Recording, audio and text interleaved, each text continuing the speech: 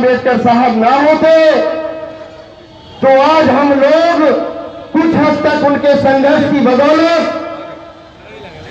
उनके आंदोलन की बदौलत आज हम लोगों को कुछ हद तक अच्छी जिंदगी जीने का मौका मिल रहा है, तो उसकी देन परम पूज्य डॉक्टर बी.आर. अम्बेडकर साहब है साथियों।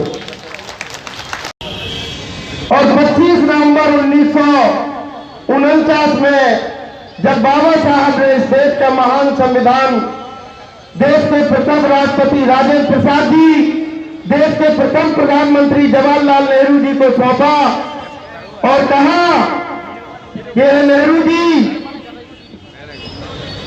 मैंने इस संविधान में सभी धर्म, सभी जाति, सभी संप्रदाय के लोगों के लिए ऐसे ऐसे कानून बना दिए हैं कि अगर इस संविधान को चलाने वालों की नीति और नीयत ठीक होगी तो इस देश में ना तो गरीबी होगी, ना बेरोजगारी होगी, और जो गरीब मजलूमों के साथ अन्याय अत्याचार होता है इस वर्ग पर, वो अत्याचार बंद हो जाएगा और इस देश में सभी खुशहाल, सभी सम्मान से, सबको रोजी रोटी मिलेगी, सबको सम्मान से जीने का अधिकार मिलेगा। इस देश तमाम बातें बाबा साहब ने रखी।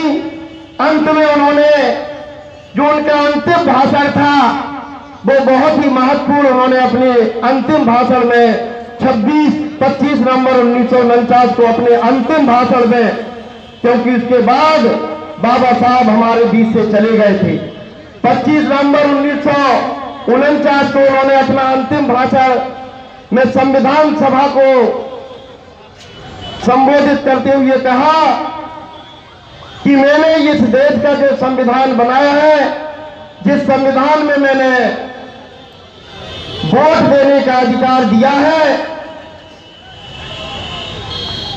वो आज से ठीक 1 साल बाद 26 जनवरी 1950 को जब इस देश का भारतीय संविधान लागू होगा, तो आज से ठीक 1 साल बाद हम ऐसे विरोधाभास जीवन में प्रवेश करेंगे कि जहां वोट का अधिकार तो हमें बराबरी का होगा, लेकिन आर्थिक और सामाजिक अधिकार में जमीन आसमान का अंतर होगा।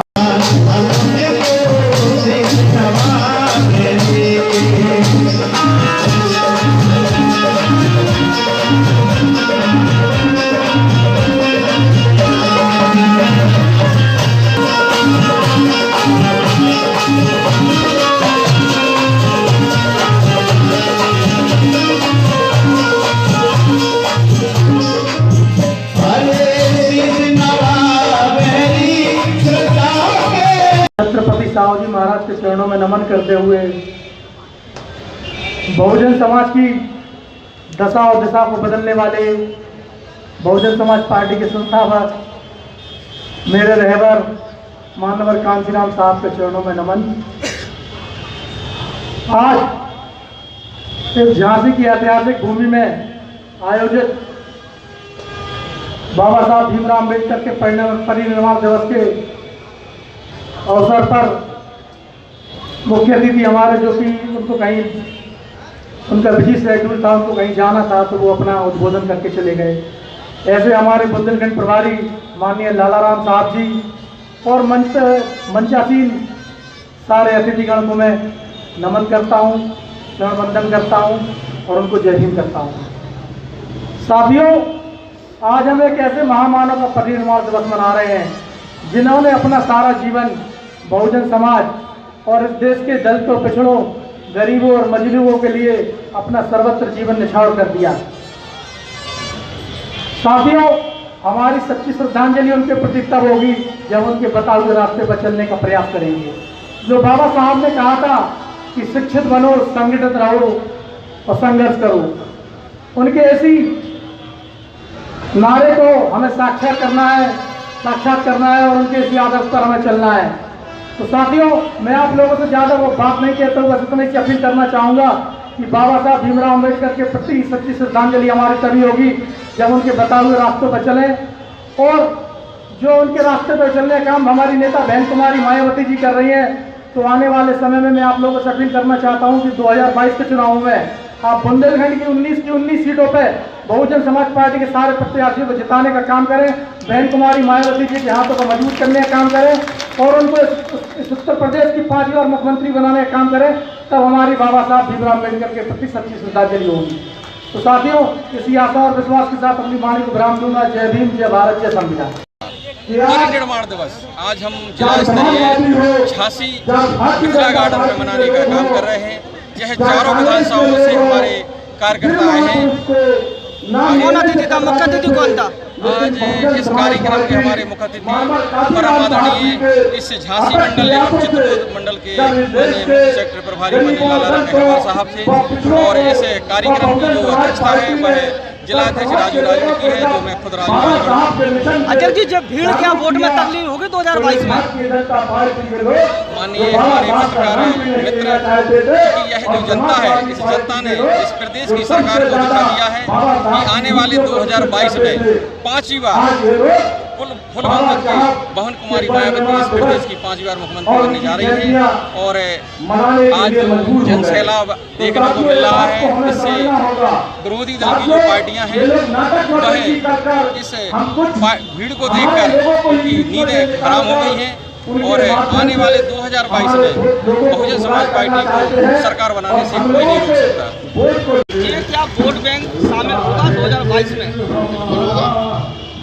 इससे ज़्यादा होगा। 2022 में अभी तो हमारा मजदूर वर्ग का आदमी है, दलित पीड़ित शोषित आदमी काम कर रहा है, कितने आ गए, बहुत है। अभी आप देखो, मीडिया देखो। मैदान में आप चुनाव मैदान में क्या देखी समस्याएं आपने करोगा क्या?